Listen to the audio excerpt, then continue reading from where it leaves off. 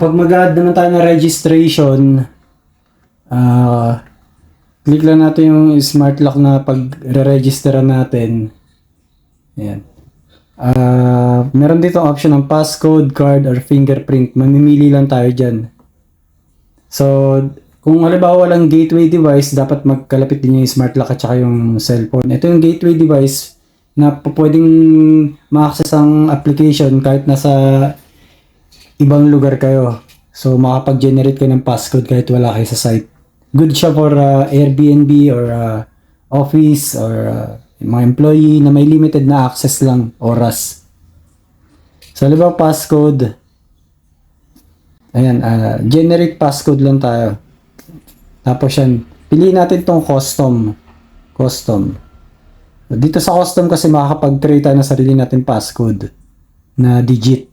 So, kung admin, yung walang expiration, permanent natin siya. Good siya sa mga owner, sa mga admin. So, kung mga employee or Airbnb, ipili natin tong merong expiration date.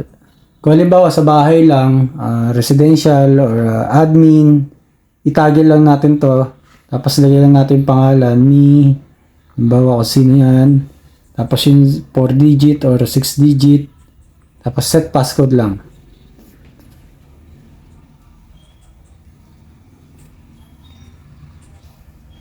Successful na siya.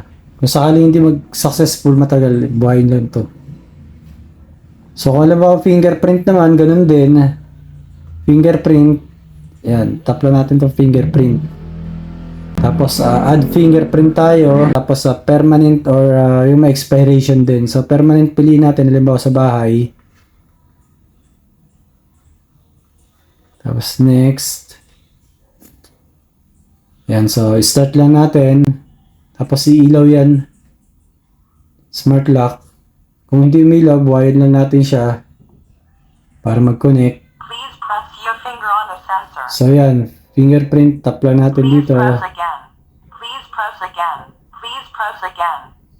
Input successful. So yan. Siyempre, piliin natin tong merong expiration date. So start time, ito yung start time kung kailan i-start mag-activate yung registration na ibibigay natin. Halimbawa ngayon, okay lang yan. Pwedeng mamaya, bukas, isaset nyo lang yan. End time expiration yan. So yan. Ang end time is yan. Pwedeng 1 buwan, 5 taon, 5 araw, kung anong ilalagay nyo dyan. Ilagay lang yung name. Tapos, yung passcode na gusto nyo ibigay, gusto nyo iset sa kanya. Tapos set passcode lang.